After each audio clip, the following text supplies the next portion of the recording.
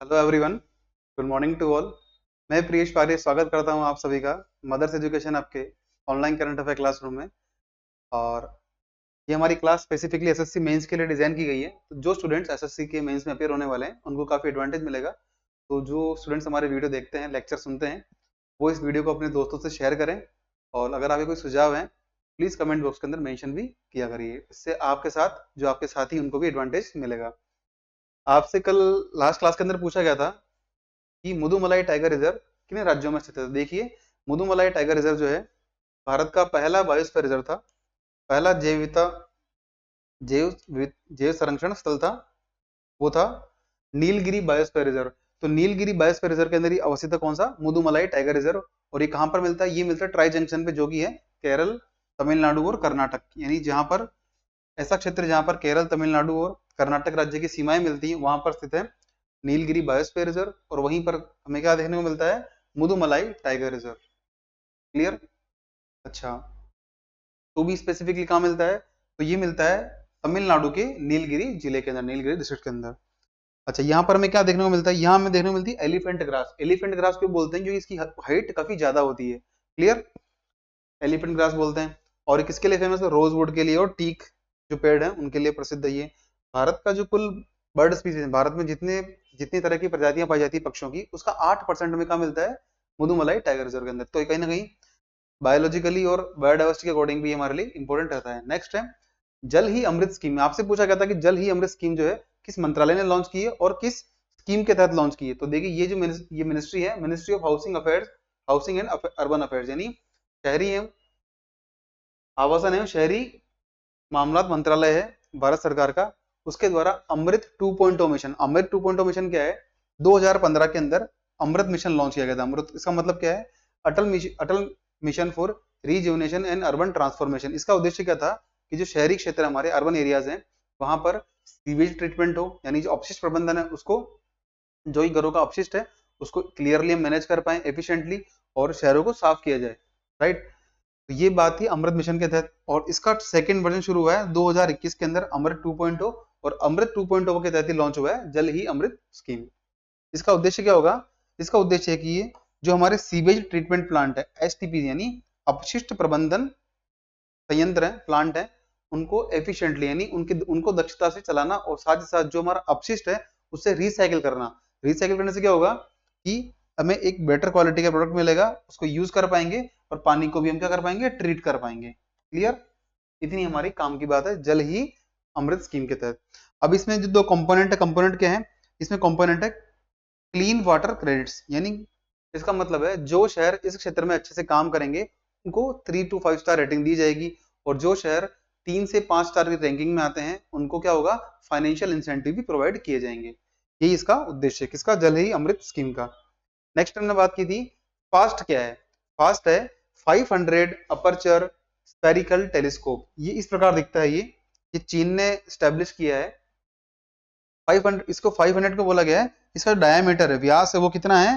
500 metre का, मतलब लगभग 30 फुटबॉल ग्राउंड आ जाए, इतना बड़ा इसका डायमीटर है। और ये कहां पर स्थित है? तो चीन के ग्वीजो प्रोविंस के अंदर। कहां पर है? चाइना का ये फास्ट, यानी 500 अपर्चर स्पेरिकल टेलीस्कोप। टेलीस्कोप क्या काम करेगा? ये काम करेगा कि जो रेडियो कनेक्टिविटीज है की जानकारी देगा। किसको देगा? चाइना को। नाम क्या है? फास्ट। कहां पर स्थित है ये? चीन के अंदर, विजो प्रोविंस के अंदर। आपके लिए आज का पहला सवाल है कि नीति आयोग के द्वारा विमेन एंटरप्रेन्योरशिप प्लेटफॉर्म डब्ल्यूईपी की शुरुआत हाल ही में किस राज्य के अंदर की गई है? एज दी चैप्टर, ठीक है, the first state chapter of the women entrepreneurship platform of NITI Aayog has been launched in which of the following state. इसका राइट आंसर जो है वो है ऑप्शन ए, तेलंगाना के अंदर। तेलंगाना के अंदर क्या हुआ है? नीति आयोग के द्वारा जो महिला, ऐसी महिलाएं जो कि एंटरप्रेन्योरशिप करती हैं, यानी उद्यमिता के अंदर संलग्न है, जो अपने नए नवाचार के माध्यम से कोई इंडस्ट्री स्टैब्लिश करती है, कोई उद्योग स्थापित करती हैं, उसको बढ़ावा देने के लिए वी हब के साथ और तेलंगाना स्टेट गवर्नमेंट के साथ जो है इसको लॉन्च किया गया है as the first state chapter of the NITI Aayog under the women entrepreneurship platform. इसका ऑब्जेक्टिव क्या होगा? जो विमेन एंटरप्रेन्योर, विमेन्स, जो महिलाएं हैं, विमेन्स हैं, उनको अगर अपने लिए उद्यमिता का विकास करना है, उद्यमिता के लिए कोई कंपनी स्टैब्लिश करनी है, सेल्फ हेल्प ग्रुप हो, उसके लिए मोटिवेट करेगा, प्रमोट करेगा। ये सारा इसका ऑब्जेक्टिव है। आपके लिए काम की बात क्या निकलती है यहाँ से कि नीति आयोग के सीईओ कौन है, तो ये है हमारे मिस्टर BVR सुब्रमण्यम। ठीक है, ये तो कौन है सीईओ। वाइस चेयरमैन कौन है हमारे मिस्टर सुमन के बेरी जी। और इसके अध्यक्ष कौन होते हैं, इसके चेयरपर्सन होते हैं हमारे ऑनरेबल प्राइम मिनिस्टर। स्थापना कब हुई है, तो आप ध्यान रखिएगा 1 जनवरी 2015 को प्लानिंग कमीशन यानी योजना आयोग को रिप्लेस करके नीति आयोग की स्थापना की गई as the premier think tank of for the government of India for policy formulation. अगला सवाल आपके लिए प्राइम मिनिस्टर इंटर्नशिप स्कीम के बारे में। प्रधानमंत्री इंटर्नशिप योजना है, हाल ही में लॉन्च की गई है। आपको बताना है इनमें से कौन सा कथन गलत है इस स्कीम के संबंध में। तो पहला ऑप्शन है scheme was announced by the union finance minister during the union budget 2024-25, यानी इस वर्ष के वित्त वर्ष 2024-25 के बजट में भारत के वित्त मंत्री निर्मला सीतारमण जी के द्वारा इसकी घोषणा की गई थी। बिल्कुल राइट आंसर इसका ये सही ऑप्शन है। आपसे पूछा गया कौन सा कथन गलत है यानी असत्य है, आपको फाइंड करना इनकरेक्ट स्टेटमेंट। नेक्स्ट क्वेश्चन है the scheme aims to provide internship opportunity to 1 crore, यानी अगले 5 साल के अंदर अगले 5 साल में भारत की टॉप 500 कंपनीज में 1 करोड़ यूथ को इंटर्नशिप मिलेगी। तो ये बात बोलेगी तो बिल्कुल सही बात है, इसका ये ऑब्जेक्टिव हमारा स्कीम का दिखता है। थर्ड है a monthly stipend of rupees 6,000 will be provided to the interns from the central government via direct benefit transfer, यानी प्रत्यक्ष नकद हस्तांतरण, यानी सीधे अकाउंट के अंदर ऐसे प्रशिक्षु जो कि इसके अंदर एनरोल करेंगे उनको स्टाइपेंड आएगा, यानी वृत्ति का आएगी, या मान लीजिए वजीफा जिसे कह सकते हैं, ये प्रदान किया जाएगा। तो 6,000 रुपए नहीं है, ये 5,000 रुपए है, करीब 5,000 के आसपास है। तो राइट आंसर जो है ऑप्शन सी होगा हमारा, जो कि इनकरेक्ट स्टेटमेंट है। नेक्स्ट है ऐसे स्टूडेंट, ऐसे कैंडिडेट जिनकी एज कितनी हो, 21 से 24 वर्ष की हो और वो किसी रेगुलर एम्प्लॉयमेंट के अंदर एनरोल्ड नहीं हो, वो इसके लिए योग्य माने जाएंगे। मतलब ऐसे उम्मीदवार जिनकी आयु 21 से 24 वर्ष के मध्य हो और किसी भी रेगुलर एम्प्लॉयमेंट के अंदर वो संलग्न नहीं हो, इंगेज नहीं हो, वो इसके लिए योग्य माने जाएंगे। बिल्कुल सही बात। और 1 वर्ष की ये इंटर्नशिप स्कीम है। राइट, तो राइट आंसर होगा कि इसमें 6,000 रुपए का स्टाइपेंड नहीं मिलेगा। अब हम इसकी बात करें इस स्कीम के बारे में। इसकी घोषणा हुई थी बजट स्पीच के अंदर, इस बजट 2024-25 के अंदर जो है बजट स्पीच में इसकी घोषणा की गई थी। ये स्कीम जो है भारत सरकार लॉन्च करेगी। इसका ऑब्जेक्टिव हम देख चुके हैं, अगले 5 साल में 1 करोड़ युवाओं को अगले भारत के टॉप 500 कंपनीज के अंदर इंटर्नशिप प्रोवाइड करना। ये कौन कर रहा है, एक प्लेटफॉर्म बनाया गया है मिनिस्ट्री ऑफ कॉर्पोरेट अफेयर्स का, इसके द्वारा इसको इंप्लीमेंट किया जाएगा। और इसमें मिलेगा मंथली स्टाइपेंड रुपीज 5,000 रुपीज का, जिसमें 4,500 देगी government of India, central government, और 500 मिलेगा CSR फंड। CSR क्या होता है, कॉर्पोरेट सोशल रेस्पॉन्सिबिलिटी फंड, जो कि किसी कंपनी का होता है। कुछ आधार है इसके 3, उस आधार पर जो कंपनी उस कैंडिडेट को, इंटर्न को अपनी फैसिलिटी देगी। साथ ही साथ क्या होगा, जो भी इंटर्न इसके अंदर एनरोल करेगा उसे एक बार के लिए 6,000 रुपए का एक स्टाइपेंड दिया जाएगा। योग्यता की बात करें, ऐसे युवा जो कि 21 से 24 वर्ष की आयु के अंदर है और उनका किसी भी रेगुलर एम्प्लॉयमेंट में एनरोल नहीं है, वो इसके लिए योग्य माने गए हैं। दूसरा, ऐसे विद्यार्थी जो कि IITs और IIM से पास आउट है, यानी ग्रेजुएट है, भारत के प्रीमियर इंस्टीट्यूट्स हैं IIM और IITs, अगर वहां से पास आउट है, ग्रेजुएट है, वो इसके लिए एलिजिबल नहीं। बट दूसरा है कि जिन लोगों ने, ऐसे विद्यार्थी जिन्होंने की हायर एजुकेशन ले रखी है, MBA है, CA है, CMA, MABS है, ये भी स्कीम के लिए एलिजिबल नहीं है। तो एलिजिबल कौन होगा, ऐसे विद्यार्थी जिन्होंने हाई स्कूल यानी 12th पास किया हो या डिग्री ली हो, डिग्री का मतलब स्नातक किया हो, BA, BSc, BCom, BBA, BCA, इस प्रकार बीटेक किया हो, वो इस बी फार्मा इसके लिए एलिजिबल होंगे। बट जिन्होंने हायर डिग्रीज ली हो या भारत के प्रीमियर इंस्टीट्यूट्स IIT और IIM से अगर पढ़ाई की है, ग्रेजुएट हैं, तो वो इसके लिए योग्य नहीं माने जाएंगे। नेक्स्ट, तो बीटेक इसके अंदर शामिल नहीं है। नेक्स्ट है कि ऐसी फैमिलीज जिनकी इनका एनुअल इनकम कितनी हो, 8 लाख रुपए के करीब हो, 8 लाख रुपए हो या उससे अधिक हो, वो भी इसके लिए अयोग्य माने गए हैं। अब इसका एडवांटेज क्या होगा, देखिए इसमें क्या मिलता है, ऑन द जॉब ट्रेनिंग, यानी उस जो कैंडिडेट इंटर्नशिप करने जा रहा है वो जिस जॉब के लिए एलिजिबल होगा उस जॉब का एनवायरनमेंट दिया जाएगा, जिससे कि वो जॉब की स्किल्स क्या है, रिक्वायरमेंट क्या है, वो सीख सके और अपना करियर ग्रोथ कर सके। नेक्स्ट है भारत के अंदर एम्प्लॉयबिलिटी, यानी हम ऐसे यूथ ट्रेन करें जो कि एम्प्लॉयबल हो इन दी इंडस्ट्री, यानी जो हमारा उद्योग क्षेत्र है उसमें ऐसे युवा जाएं जो कि पहले से ही तैयार होकर आए। इससे उद्योग को लाभ मिलेगा, कंपनीज को लाभ मिलेगा और उन युवाओं को लाभ मिलेगा। थर्ड इसका एडवांटेज होगा स्किल गैप। देखिए अगर सबसे बड़ी चुनौती क्या आती है, जो स्टूडेंट्स ग्रेजुएट हैं उन्हें अगर जॉब की डिमांड की, वो अगर जॉब के लिए जाते हैं तो उनसे मांगा जाता है एक्सपीरियंस क्या है। अगर उनको पहले से इंटर्नशिप मिल जाएगी तो उनके पास प्री रिक्विजिट स्किल अगर उनके पास होगी तो उनको इजीली एम्प्लॉयमेंट मिल जाएगा, और भारत के लिए कहीं ना कहीं सस्टेनेबल ग्रोथ के लिए भी एडवांटेज देने वाला है ये। नेक्स्ट क्वेश्चन आपके लिए, ministry of statistics and sorry ministry of ports shipping and waterways यानी पोत पत्तन एवं जलमार्ग मंत्रालय की एक कॉन्फ्रेंस की है, the conference on maritime decarbonisation in India, यानी भारत में क्या किया है, भारत में समुद्री डीकार्बोनाइजेशन यानी समुद्र के अंदर जो हमारा CO2 है या कार्बन उत्पाद है उनको नहीं पहुंचाना, इसे बोलते हैं डीकार्बोनाइजेशन। तो भारत में समुद्री डीकार्बोनाइजेशन का सम्मेलन हुआ है। आपको बताना है कि पोत पत्तन एवं जलमार्ग मंत्रालय के द्वारा किस अंतरराष्ट्रीय संस्था के साथ मिलकर ये काम किया गया है। तो राइट आंसर जो होगा एशियन डेवलपमेंट बैंक। तो मतलब क्या राइट आंसर क्या होगा इसका, ऑप्शन बी। हाल ही में भारत के मंत्रालय के द्वारा ADB के साथ मिलकर ये घोषणा की गई है कि हम भारत के मेरीटाइम क्षेत्र, हमारा समुद्री क्षेत्र है, इसको डीकार्बोनाइज करेंगे, और इसी पे कॉन्फ्रेंस हुई है हाल ही के अंदर नई दिल्ली में। ठीक है, इतनी काम की बात आपके लिए। ऐसा क्यों कर रहे हैं, देखिए भारत ने जो COP26 हुआ था ग्लासगो के अंदर, वहां पर अपने कमिटमेंट किए थे कि 2070 तक भारत जो है net zero carbon emission status का कंट्री बन चुका होगा। उसी को अचीव करने के लिए हम चाहते हैं कि कार्बन का कम से कम इमिशन हो, कार्बन का उत्सर्जन बहुत कम मात्रा में हो और न्यूनतम स्तर पे हो, और जो हमारा ओशन, जो मरीन इकोनॉमी हमारी, वो भी इसका हिस्सा है, इसीलिए हमने किया है। और ये किसको अलाइन करता है, it is align with the maritime India vision 2030, यानी 2030 तक भारत सरकार के द्वारा मरीन क्षेत्र में, समुद्री क्षेत्र में जो लक्ष्य स्थापित किए गए हैं उसके तत्वावधान के अंदर उसको भी संरेखित करता है, यानी उसको अलाइन करता है।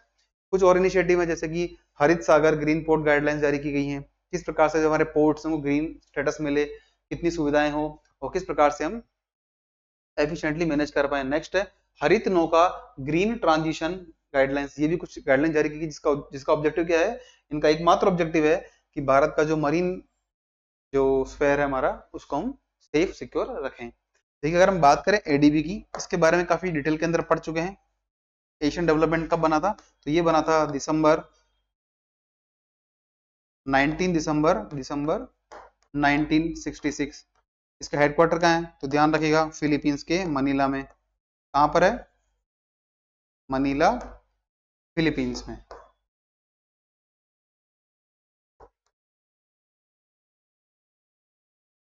और इसमें शेयर की बात करें, सबसे अधिक शेयर किसके हैं, वो है हमारे US और जापान के सेकंड पोजीशन पर जो है चाइना है, थर्ड पे इंडिया है 6.3% के साथ, और अंत में ऑस्ट्रेलिया है लगभग 5%, 5.8 और 5.9% के आसपास।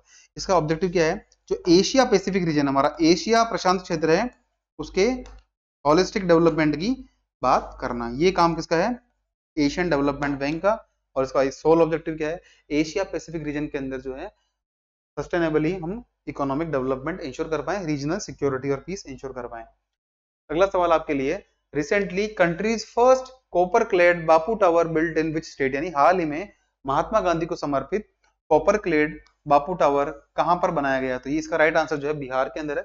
बिहार के चीफ मिनिस्टर है हमारे नीतीश कुमार जी, उन्होंने इसका इनॉग्रेशन किया है, और ये कब हुआ है, 2 अक्टूबर को महात्मा गांधी जी की 155वें जन्म दिवस पर। ठीक है, और उस दिन हम क्या मनाते हैं, लाल बहादुर शास्त्री जी की जन्म जयंती मनाते हैं। ये एक प्रकार का सिलेंड्रिकल और रेक्टेंगुलर स्ट्रक्चर है जो इस प्रकार शो दिखता है आपको, ये पूरा किसका बना हुआ है, कॉपर का, तांबे का बना हुआ है। लगभग 440 टन के आसपास कॉपर इसमें इस्तेमाल हुआ है। इतनी काम की बात आपके लिए। अगला सवाल है, PM E drive scheme is launch by which ministry, यानी आपको बताना है किस मंत्रालय के द्वारा हाल ही में PM E-ड्राइव योजना को लॉन्च किया गया है। तो राइट आंसर जो होगा वो ministry of chemicals and fertilisers, ये नहीं है, मिनिस्ट्री ऑफ कॉमर्स इंडस्ट्री, ये भी नहीं है, ministry of road transport highways, ये भी नहीं है। राइट आंसर जो होगा वो होगा ministry of heavy industries. Clear, ये बनाया किसने, हम देखते हैं आगे कि गवर्नमेंट के द्वारा जो है PM E-ड्राइव का पूरा नाम क्या है, electric drive revolution in innovative vehicle enhancement, ये PM E-ड्राइव का पूरा नाम है। और ये अगले 2 साल के लिए स्कीम लॉन्च की गई है। कुल बजट कितना है, 10,900 करोड़ रुपए। तो आपके लिए काम की बात क्या है, क्या ये योजना 5 साल के लिए, नहीं 2 साल के लिए। इसमें कितना बजट एलोकेशन हुआ है, वो हुआ है 10,900 करोड़ रुपए। इतनी काम की आपको इसमें याद रखनी है। थोड़ी अगर डिटेल की बात करें तो ये अप्रूव किया गया था कैबिनेट कमेटी के द्वारा। कैबिनेट कमेटी के चेयरमैन कौन होते हैं, वो होते हैं हमारे प्राइम मिनिस्टर। और इनका ऑब्जेक्टिव था कि भाई भारत के अंदर इलेक्ट्रिक मोबिलिटी यानी इलेक्ट्रिक एनर्जी पर बेस्ड जो हमारी मोबिलिटी यानी ट्रक हैं, कार हैं, स्कूटर्स हैं, उनको प्रमोट करना, ये इसका ऑब्जेक्टिव है। अगर हम बात करें बिल्कुल ब्रीफ में तो 10,900 करोड़ का इसका फुल आउटले है और 2 साल के लिए चलाई जाएगी स्कीम। अगर हम इसमें बात करें तो 2 व्हीलर, 3 व्हीलर, ई एम्बुलेंस, ई ट्रक और अदर जो हमारे अलग अलग इलेक्ट्रिक व्हीकल्स हैं उसके अडोप्शन को, उसके प्रोडक्शन को भी एनहेंस करना, प्रमोट करना, ये काम है। इसमें दिए जाएंगे ई वाउचर। वाउचर क्या होता है? एक ऐसा कार्ड होता है जिसको आप रिडीम कर सकते हो अपने लाभ के लिए जाकर। क्या करेगा?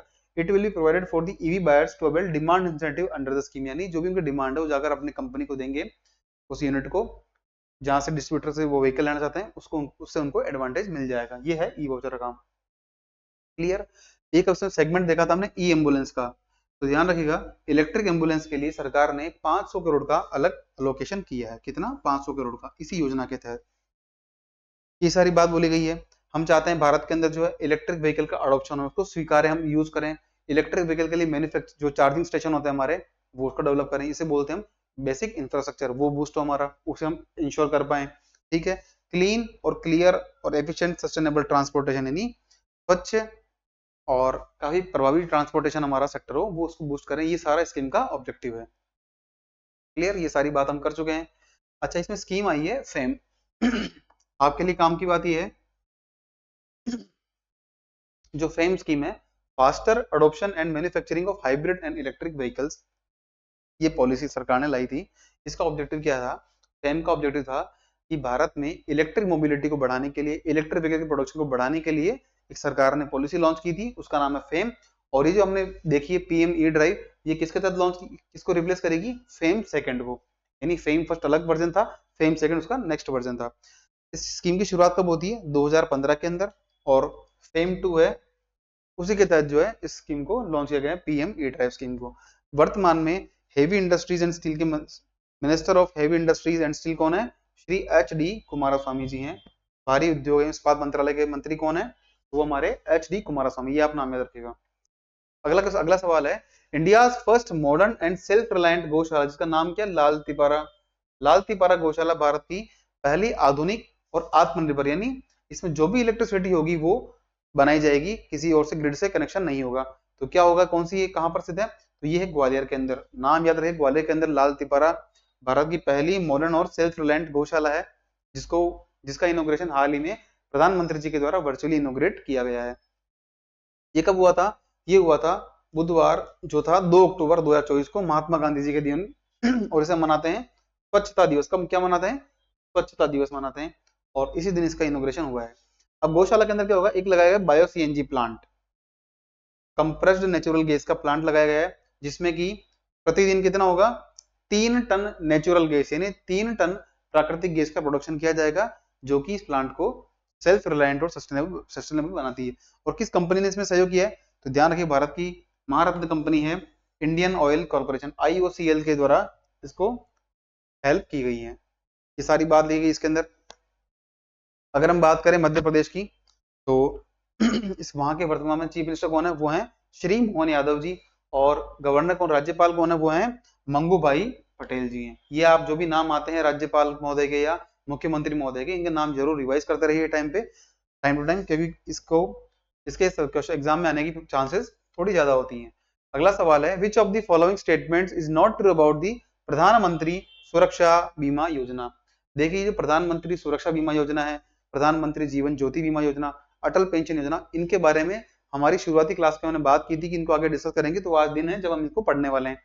तो पहला स्टेटमेंट आपको बताना है कौन सा कथन सत्य नहीं, यानी इनकरेक्ट है। तो पहला स्टेटमेंट है, the scheme is a 1 year accidental insurance scheme renewable from year two year, यानी ये जो योजना है प्रधानमंत्री सुरक्षा बीमा योजना, 1 वर्ष की योजना है, और इसको हर साल जो रिन्यू कर सकते हैं। ठीक है, बिल्कुल सही, राइट है, कोई दिक्कत वाली बात नहीं होनी चाहिए आपको इसमें, अगर आप थोड़ा बहुत भी आपने पढ़ा है तो। अगला स्टेटमेंट है, persons in the age group of 18 to 70 years having an individual bank account or post office account are eligible for the enrollment in this scheme। बिल्कुल सही बात है। ऐसे युवा तो नहीं, ऐसे व्यक्ति जिनकी आयु कितनी है? 18 से 17 वर्ष के 70 वर्ष के बीच में है, और उनका अपना बैंक अकाउंट है या पोस्ट ऑफिस में अकाउंट है, वो इस योजना के लिए एनरोल कर सकते हैं। तो राइट आंसर ऑप्शन बी भी। ऑप्शन सी है, it provides accidental death come disability cover of ₹2 lakh in case of partial disability, यानी आंशिक विकलांगता के संबंध में मामले में क्या होता है, 2 लाख रुपए की राशि मिलती है। तो गलत बात है, ये ध्यान रखिएगा। अगर किसी व्यक्ति की डेथ होती है तो 2 लाख रुपए का है, कितना है, किसी की डेथ होती है तो कितना है, 2 लाख रुपए का है। और डिसेबिलिटी आती है वो भी पार्शियल, तो कितना है उसमें, 1 लाख रुपए का। तो ये स्टेटमेंट जो आपका होता है इनकरेक्ट, ऑप्शन सी जो हमारा गलत हो जाएगा। तो ये हमारा राइट आंसर होने वाला है। फोर्थ की बात करें, a person can avail the benefits of the scheme after submitting a premium ₹20 per year, यानी एक व्यक्ति 20 रुपए की प्रीमियम भुगतान करते हुए इस स्कीम का लाभ ले सकता है। तो बिल्कुल सही बात है, मतलब इतनी अच्छी योजना है कि 20 रुपए देकर एक व्यक्ति लाइफ के लिए अपने एक इंश्योरेंस स्कीम को क्लेम कर सकता है। तो राइट आंसर होगा ऑप्शन सी। थोड़ी हम बात करें प्रधानमंत्री सुरक्षा बीमा योजना की, इसकी शुरुआत होती है कोलकाता से, कब होती है, 9 मई 2015 को। और इस दिन जो है 3 स्कीम लॉन्च की गई थी, प्रधानमंत्री जीवन ज्योति बीमा योजना, अटल पेंशन योजना और प्रधानमंत्री सुरक्षा बीमा योजना। 3 स्कीम्स कब से लॉन्च हुई थी, 9 मई 2015 को। कहां से, कोलकाता, वेस्ट बंगाल से। ये 1 साल की एक्सीडेंटल इंश्योरेंस स्कीम है जिसे हर साल रिन्यू कर सकते हैं आफ्टर ईयर।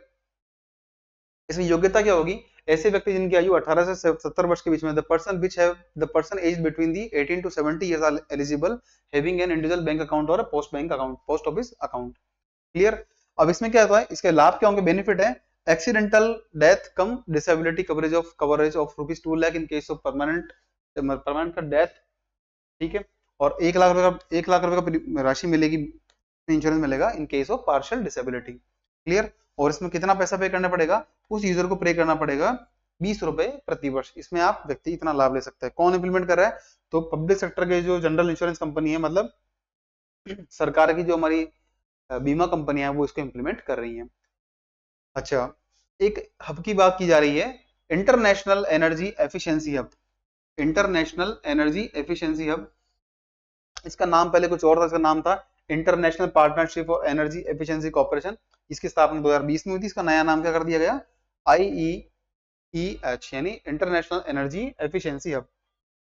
ये हम क्यों पढ़ रहे हैं, भारत ने बोला है कि जो एनर्जी एफिशिएंसी को अचीव करने के लिए तकनीक भारत के पास है, जो भारत का स्किल है, भारत के पास जो एक्सपर्टीज है, वो विश्व को देंगे। और विश्व के अलग अलग देशों के पास जो एक्सपर्टीज है एनर्जी एफिशिएंट एनर्जी के लिए, वो भारत अडॉप्ट करने वाला है under the after joining the international energy efficiency hub. इतनी सारी काम की बात है। इसमें क्या होगा, अलग अलग गवर्नमेंट्स होगी, इंटरनेशनल ऑर्गेनाइजेशन हैं, अलग अलग इंडस्ट्रीज हैं, वो इसके अंदर पार्टिसिपेट करेंगे और अपने एक्सपीरियंस को शेयर करेंगे, जिससे कि अलग अलग देश अपनी एक्सपर्टाइज शेयर कर पाए।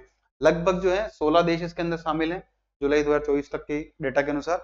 अब आगे बढ़ सकते हैं इसके अंदर। तो भारत को क्या लाभ होगा, भारत जो भी क्लाइमेट चेंज जैसी समस्याओं को डील करने के लिए अलग अलग प्रयास कर रहा है, उनका भारत को भी लाभ मिलेगा। और अन्य देश हैं जो डेवलपिंग और least develop country, even developed country है, उनको भी भारत अपनी एक्सपर्टीज शेयर करेगा।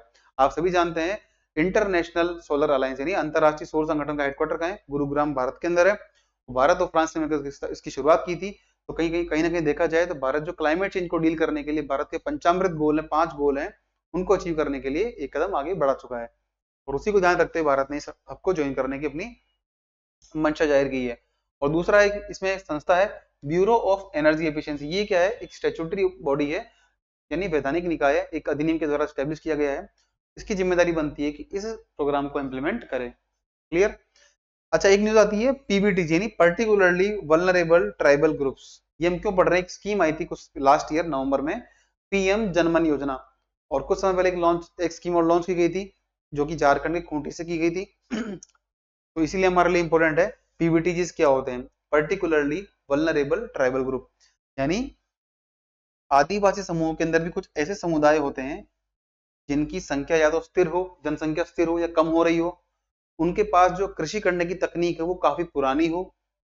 तीसरा कि उनका इकोनॉमिक स्टेटस यानी आर्थिक स्तर जो बहुत निम्न स्तर का हो, इलिटरेट हो यानी अशिक्षित हो। यही सारी बात क्या शो करती है कि वो समुदाय जो है पर्टिकुलरली वल्नरेबल है इन दी ट्राइबल ग्रुप्स। इसे कहा जाता है पीबीटीजी। और भारत में वर्तमान में 75 अलग अलग जो आदिवासी समुदाय हैं उन्हें पीबीटीजी का दर्जा दिया गया है। और पीबीटीजी की शुरुआत जो है ये किसके द्वारा की गई थी, तो वर्ष 1961 के अंदर, in the year 1961, Dhebar commission recommended for the recognition of PBTG in tribal groups also, यानी आदिवासी समूह के अंदर भी ऐसे ऐसे समुदाय हैं जो कि काफी पिछड़े हुए हैं, उनमें भी उनको नाम दिया गया पीबीटीजी। भारत में 75 समुदाय ऐसे हैं, भारत में लगभग 18 राज्यों के अंदर ये फैले हुए हैं। ठीक है, तो जो स्कीम की हम बात करें, प्रधानमंत्री जनजाति आदिवासी न्याय महाअभियान यानी पीएम जनमन योजना, इसकी शुरुआत की गई थी 29 नवंबर 2023 को। और इसका उद्देश्य क्या है, जो हमारे पर्टिकुलरली वल्नरेबल ट्राइबल ग्रुप यानी पीवीटीजीज हैं, इनके ओवरऑल और होलिस्टिक डेवलपमेंट और एनहेंसमेंट के लिए काम करना। ये काम किसका है, पीएम जनमन योजना का। ये कहां से लॉन्च हुई थी, तो 15 नवंबर 2023 को खूंटी, जो कि कहां पर स्थित है, झारखंड के अंदर, जिसका ऑब्जेक्टिव था भारत के 75 पीवीटीजी समुदायों को अलग अलग इंफ्रास्ट्रक्चर के माध्यम से बेसिक एमिनिटीज प्रोवाइड करना। क्लियर। अच्छा, अब जो भारत के पीवीटीजी हैं, कुल कितने हैं, 15 अलग अलग समुदाय हैं, और कहाँ इनकी कुल आबादी कितनी है, 28 लाख है। ठीक है, और किन किन राज्यों, कितने राज्यों में फैले हुए हैं, तो लगभग जो है 18 राज्य, और यूनियन टेरिटरी कौन सी है, अंडमान है और निकोबार, यहीं पर इनकी मोस्टली आबादी में देखने को मिलती है। क्लियर। और इसके लिए आउटले कितना रखा है स्कीम के बारे में, इस स्कीम के लिए रखा है 24,000 करोड़ का अलग से बजट अलोकेशन किया गया है। जो क्या है, इसमें सेंटर का हिस्सा भी होगा, स्टेट का हिस्सा होगा, मतलब सेंट्रली स्पॉन्सर्ड स्कीम है ये। जहां कहीं भी अगर आपको सेंटर के साथ स्टेट का शेयर दिखे, मतलब समझ जाइए कि वो सेंट्रली स्पॉन्सर्ड स्कीम है। अगली स्कीम है प्रधानमंत्री जीवन ज्योति बीमा योजना, पीएमजेजेबीवाई। इसका भी लॉन्च कब हुआ था, 9 मई 2015 को, वेस्ट बंगाल के कोलकाता से। इसमें क्या क्राइटेरिया होगा, 1 साल का लाइफ इंश्योरेंस है और हर साल रिन्यू कर सकते हैं। इसकी राशि कितनी होगी, पहले इसकी बात करें एज ग्रुप की, तो ये है 18 से 50 वर्ष की आयु के युवा, मतलब युवा तो नहीं कर सकते, व्यक्ति हैं जिनके पास अपना बैंक अकाउंट हो या पोस्ट ऑफिस के अंदर अकाउंट हो, वो इस स्कीम के अंदर अपने अपने आप को एनरोल कर सकते हैं। और इसमें क्या होगा, 460 रुपए का प्रीमियम पे करके व्यक्ति इस योजना का लाभ, 436 का, सॉरी माफ कीजिएगा, 436 रुपए का प्रीमियम पे करके प्रतिवर्ष जो है व्यक्ति को 2 लाख रुपए का डेथ इंश्योरेंस मिल जाएगा। यही सारी बात की गई इसके अंदर। ठीक है, अब इसमें क्या है, ऐसे लोग जो कि 50 साल एज कंप्लीट होने से पहले ज्वाइन करते हैं, वो चाहें तो अपना जो रिस्क है लाइफ इंश्योरेंस का, इसे बढ़ाकर 55 वर्ष की आयु तक भी एक्सटेंड कर सकते हैं। पहले क्या था, 18 से 50 वर्ष की आयु के एज इसके लिए लोग योग्य थे, उसे बढ़ाकर कर दिया है अपने कितना, 55 वर्ष के आसपास। ठीक है, नेक्स्ट हम बात करें, ये स्कीम जो है ना, प्रधानमंत्री सुरक्षा बीमा योजना, प्रधानमंत्री जीवन ज्योति बीमा योजना और अटल पेंशन योजना, ये किसको टारगेट की गई है, ये टारगेट करती है हमारे जो हमारे अनऑर्गेनाइज्ड या इनफॉर्मल सेक्टर है, बेसिकली फार्मर्स यानी किसान है, स्ट्रीट वेंडर यानी रेडी और ठेले वाले व्यापारी हैं, और स्मॉल शॉपकीपर यानी छोटे दुकानदार हैं, इनको टारगेट करती है। मतलब उनके पास क्या है, सोशल सिक्योरिटी नहीं होती, उसी को इंश्योर करने के लिए इन केस ऑफ डेथ और पार्शियल डिसेबिलिटी उनको कहीं ना कहीं सरकार के द्वारा लाभ मिल जाएगा, बिल्कुल छोटे से अमाउंट पे करने के बाद, तो कहीं ना कहीं उन पर आर्थिक भार इतना नहीं पड़ेगा। अगला सवाल, अगले स्कीम है अटल पेंशन योजना, एपीवाई।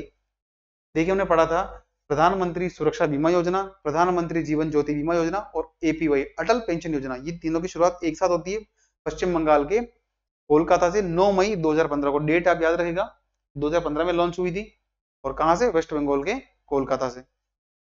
इसमें क्या मिलता है, इसके अंदर मिलता है financial security to cover the future exigencies, यानी मतलब क्या है, भविष्य में आने वाली असंभावी घटनाओं को दूर करने के लिए, डील करने के लिए सरकार के द्वारा एक वित्तीय सहायता मिलती है। इसके अंदर अटल पेंशन योजना के तहत पेंशन स्कीम है। इसमें क्या होता है, अलग अलग रेंज में व्यक्ति कंट्रीब्यूट करता है और उसी मात्रा में भारत सरकार करती है, और अंत में जब उसकी आयु पूरी होती है, उसके बाद 60 साल की आयु के बाद उस व्यक्ति को पैसा मिलना शुरू होता है as a part of pension. इसे कौन करता है इंप्लीमेंट, इसे करता है PFRDA, pension fund regulatory and development authority of India, इसको करती है, एडमिनिस्टर करती है। और इसके लिए कौन से लोग योग्य हैं, ऐसे ही लोग जिनकी आयु कितनी है, 18 से 40 वर्ष की एज में आते हैं, इस एज ब्रैकेट में आते हैं, और वो क्या हुआ, इनकम टैक्स पे नहीं करते हो, आय करदाता नहीं हो, और एज कितनी हो, 18 से 40 वर्ष।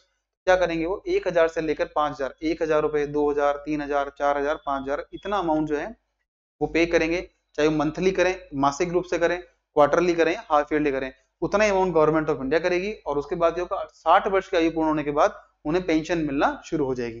ठीक है, और कितनी मिलेगी पेंशन, एक कम से कम मिलेगी 1000 रुपए, और अधिकतम मिलेगी 5000 रुपए। क्लियर। अच्छा, इसका एक क्या है, स्कीम कैसे निकाल सकते हैं, तो मंथली पेंशन जो है ना, अगर जिस व्यक्ति ने पेंशन को सब्सक्राइब किया है, अगर मान लीजिए उसकी डेथ हो जाए तो किसे मिलेगी? उसके स्पाउस को मिलेगी। किसको मिलेगी? स्पाउस, यानी उसके जो ऊपर जो पति हैं या पत्नी है उनको मिलेगी। अगर उनकी डेथ हो जाए तो किसे मिलेगी? जो उनका नॉमिनी होगा उसको मिलेगी। ठीक है, इतनी सारी बात है। 60 वर्ष की आयु तक जितनी पेंशन इकट्ठी हुई है वो किसको मिलेगी? उस व्यक्ति द्वारा नामित किसी व्यक्ति को, नॉमिनी को मिल जाएगी। क्लियर? मान लीजिए कोई ऐसा व्यक्ति है जो सब्सक्राइबर है, उसकी आयु कितनी, उसकी डेथ होती है 60 वर्ष से पहले, यानी जो इसमें डेट क्या लिखी है 18 से 40 वर्ष की आयु का हो व्यक्ति हो, और 60 साल तक, 60 साल की एज के बाद उसे पेंशन मिलना शुरू होगी। तो मान लो उसकी डेथ 60 साल पहले होती है, तो क्या होगा?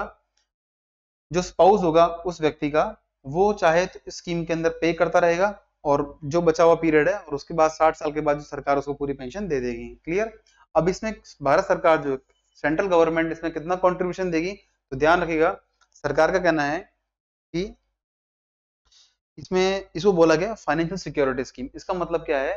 अगर मान लीजिए सरकार ने कहा कि 1000 पेंशन मिलेगी, अगर उससे कम राशि होगी तो सरकार जो कुछ पैसा मिला करके उससे करेगी 1000 रुपए की राशि कर देगी और उस व्यक्ति को दे देगी। अगर मान लो 1000 से अधिक राशि बन रही है उसकी पेंशन की, तो जितनी बन रही है सरकार उसको व्यक्ति को दे देगी, या उसके स्पाउस को या उसके नॉमिनी को। ये बात बोली गई है, the minimum pension would be guaranteed by the government if the accumulated corpus based on the contributions earned lower than estimated return on investment. जो भी इस पेंशन स्कीम में पैसा इन्वेस्ट किया जाएगा वो कहीं ना कहीं अलग अलग मार्केट में इन्वेस्ट होता है। अगर मान लीजिए मार्केट राइज करता है तो हमें इन्वेस्टमेंट का रिटर्न अच्छा मिल जाएगा। इनकेस अगर नहीं मिलता, पर जो गवर्नमेंट ने कमिट किया है कि इतनी पेंशन उस व्यक्ति को मिलेगी 60 साल की आयु के बाद एज पर दी कॉन्ट्रीब्यूशन, तो अगर उससे कम लाभ मिल रहा है तो भी सरकार रिमेनिंग अमाउंट पे करेगी, और जितना प्रॉमिस किया उतना अमाउंट मिल जाएगा उस व्यक्ति को। ज्यादा मिल रहा है इन्वेस्टमेंट पर, जो इन्वेस्टमेंट किया है उस पर लाभ अधिक मिल रहा है तो वो लाभ भी उस व्यक्ति को मिल जाएगा। ये सारी बात इसके अंदर बोली गई है। अच्छा, पेमेंट की फ्रीक्वेंसी क्या होगी? तो ये हो सकता है ये मंथली बेसिस पर ले कंट्रीब्यूशन, या फिर क्वार्टरली पे करें या हाफ ईयरली करें, मतलब पर मंथ पे कर लें, और कितना करें? क्वार्टरली, यानी हर 3 महीने के अंदर कर लें, और एक हाफ ईयरली बेसिस पे व्यक्ति पे कर सकता है। एक डे मनाते हैं हम वर्ल्ड एनिमल डे, ये कब मनाते हैं? 4 अक्टूबर को मनाते हैं। आपके डेट इतनी काम की है, ज्यादा पढ़ने की आवश्यकता आपको इसके अंदर नहीं है। ठीक है, एक सुप्रीम कोर्ट का वर्डिक्ट है, ये आपके लिए काम की न्यूज हो सकती है। क्या हुआ है कि आप सभी जानते हैं अलग अलग जेल के अंदर, भारत में हर राज्य की अलग अलग जेल है, और इसका होता है प्रिजन या जेल मैनुअल, यानी एक कुछ जेल में रहने के लिए नियमावली होती है, उसका पालन करना होता है। तो क्या हुआ है, एक सुप्रीम कोर्ट के अंदर क्या हुआ है कि पिटिशन फाइल की गई, याचिका फाइल की गई थी। इसमें कहा गया कि भारत की अलग अलग राज्यों के अलग अलग जेल के अंदर क्या होता है? डिस्क्रिमिनेशन होता है, यानी भेदभाव होता है, और ये वॉयलेशन है आर्टिकल 14, 15, 17, 21 और 23 का। मतलब क्या है? जो भी बेसिक इसकी बात करें तो ये बोला गया है, जो भी जेल इंचार्ज होते हैं वो डिविजल जो मैनुअल लेबर होता है, ठीक है, शारीरिक श्रम होता है, शारीरिक कार्य होता है, उसके अंदर बंटवारा करते हैं। सेग्रीगेशन ऑफ बैरक्स, यानी बैरक होती है जेल की अलग अलग, उनको बांटते हैं। Provisions that discriminates against prisoner belonging to denotified, यानी मतलब क्या, जो हैबिचुअल ऑफेंडर्स हैं या जो डीनोटिफाइड ट्राइब आदिवासी समुदाय हैं, उनके साथ काम के बंटवारे को लेकर और उनके रहने के स्तर को लेकर भी जेल के अंदर भेदभाव होता है। तो कहीं ना कहीं it is a violation of the fundamental rights provided under the article 14, 15, 17, 21 and 23। 21 क्या आता है? Right to life. आर्टिकल 14 क्या है? Right to equality. आर्टिकल 17 क्या है? कि उनके साथ अनटचेबिलिटी का, यानी अस्पृश्यता का व्यवहार नहीं किया जाएगा। आर्टिकल 23 कहता है फोर्स्ड लेबर, यानी बंधुआ मजदूरी, इसमें कि उस व्यक्ति को क्या हो, पैसा भी ना मिले, इसको रोकना। ये काम किसमें आता है? आर्टिकल 23 के अंदर। क्लियर? सुप्रीम कोर्ट ने बोला है कि सभी राज्य सरकारों को कि आप अपना जेल मैनुअल जो है उसे रिवाइज करो, 3 महीने में हमारे पास रिपोर्ट सबमिट करो for the welfare of the different prisoners. Clear?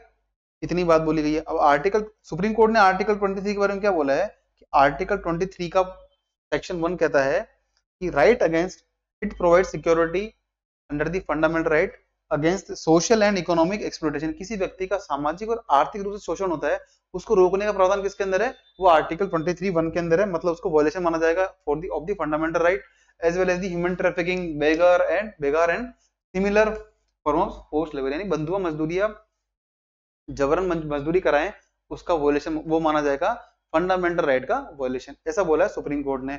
और ये भी मेंशन किया है आर्टिकल 23 है ना, इसका ब्रॉडर एस्पेक्ट है, नहीं ब्रॉडर स्कोप है इसका, इसका दायरा काफी व्यापक है, सिर्फ व्यक्तियों के लिए भी नहीं है, जो व्यक्ति जेल के अंदर है, जो कैदी हैं, उनके लिए भी इंप्लीमेंट होगा।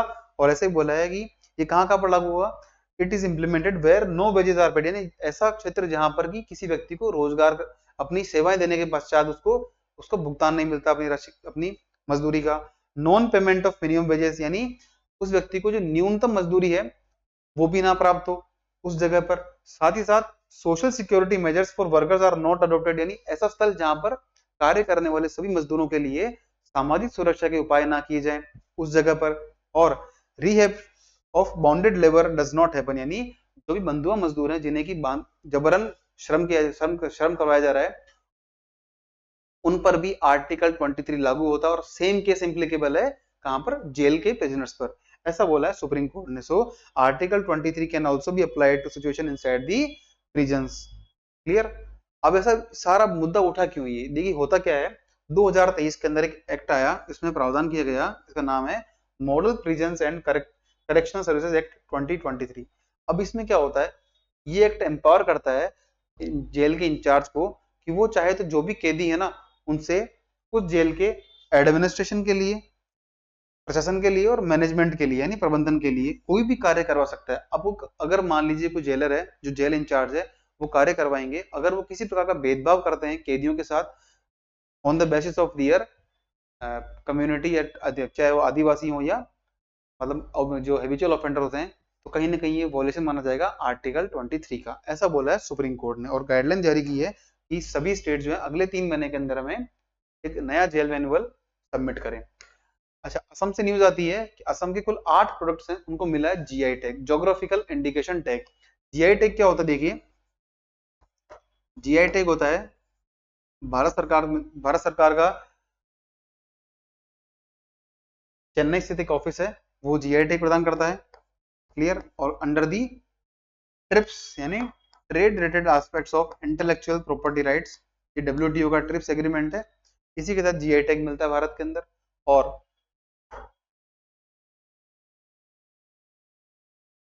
अगर हम बात करें तो ये 10 साल के लिए वैलिड होता है, उसे रिन्यू भी कर सकते हैं। जीआई टैग का मतलब क्या है, कोई ऐसा उत्पाद प्रोडक्ट जो है जोग्राफिकली उसी प्लेस में बनाना संभव हो और वहां के रोजगार के लिए महत्वपूर्ण हो, उसे मिलता है जीआई टैग। तो हाल ही में असम की 3 तो बियर की वेराइटीज हैं, कौन कौन सी, बोडोजुओ, गुआरान, गुरान।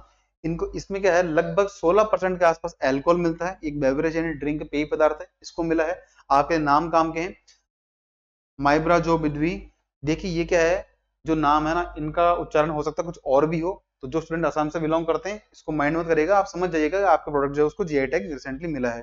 क्लियर। ये क्या है, इसे एज अ वेलकम ड्रिंक जो है वो सर्व किया जाता है असम के अंदर। एक है तीसरी वैरायटी बोडोजू गिशी, ये क्या है, traditionally fermented rice based alcoholic beverage, यानी अल्कोहल आधारित ये हमारा एक पेय पदार्थ है, जिन 3 पदार्थों को मिला है जीआई टैग इन दी आसाम। कुछ 5 उत्पाद कौन कौन से अलग अलग, तो देखिए बोडो नफाम एक फर्मेंटेड फिश डिश है, इसको मिला है। और नेक्स्ट है बोडो ओंडला, एक राइस पाउडर करी है, इसको मिला है। बोडो गुआखा, इसे बोला गया है कि अलग अलग जो कल्चरल फेस्टिवल होते हैं, वहां के प्रमुख फेस्टिवल है, वहां पर ये यूज होता है। It is central to the Bisagu festival, जो कहाँ का, असम का एक सेंट्रल कल्चरल फेस्टिवल है, उस फेस्टिवल के दौरान इसको सर्व करते हैं। नेक्स्ट है बोडो नार्जी, एक semi fermented food prepared with jute leaves, यानी जूट की पत्तियां होती है, उनको फर्मेंटेशन करते हैं, हाफ फर्मेंटेशन करते हैं, उससे बनाई जाती है। ये ओमेगा 3 जो एसिड्स हैं उनसे भरपूर मिलता है। एक बोडो अरोनाई, ये क्या है, एक प्रकार का वुवन क्लॉथ है, ये महिलाएं बनाती वहां की। तो आप इतना याद करिए कि जो प्रोडक्ट आपके सामने नाम लिखे हैं प्रोडक्ट के, वो नाम पता हो, और क्या वेरायटी, राइस की वेरायटी है, बियर है या वुवन क्लॉथ है, ये आपको पता होना चाहिए, इससे आपका काम चल जाएगा। भारत में जोग्राफिकल इंडिकेशन रजिस्ट्री है, ये कहाँ स्थित है, चेन्नई के अंदर, और इसी के द्वारा जो जीआई टैग का फाइनल अप्रूवल मिलता है। और किस एक्ट के तहत ये मिलता है, हमारा जीआई एक्ट 1999, इसका पूरा नाम क्या है, geographical indication of goods registration and protection act 1999। ये सारी बात हमने आज की क्लास में कर ली है, और इन बिटवीन जो हमारी क्लासेस मिस हुई हैं 2 दिन की क्लासेस, वो हम आगे डिस्कस कर लेंगे, जो भी टॉपिक करंट अफेयर में रहे। तो अगर आपसे रिक्वेस्ट है, जो भी टॉपिक मिस हुए हैं, अगर आपको लगता है कि कोई टॉपिक कवर करना है करंट अफेयर में, तो आप प्लीज आप कमेंट बॉक्स में मेंशन करिए। हमारा लेक्चर अच्छा लगता है तो प्लीज लाइक करें, शेयर करें, इससे हमें मोटिवेशन मिलेगा और हम अच्छा कंटेंट आपके लिए अगली क्लास में लेकर आ पाएंगे। And thank you. अगली क्लास, जब तक रहिए फिट रहिए, अगली क्लास तक मिलते हैं अगली क्लास में। तब तक पढ़ते रहिए, बी कॉन्फिडेंट, और thank you so much for joining with us.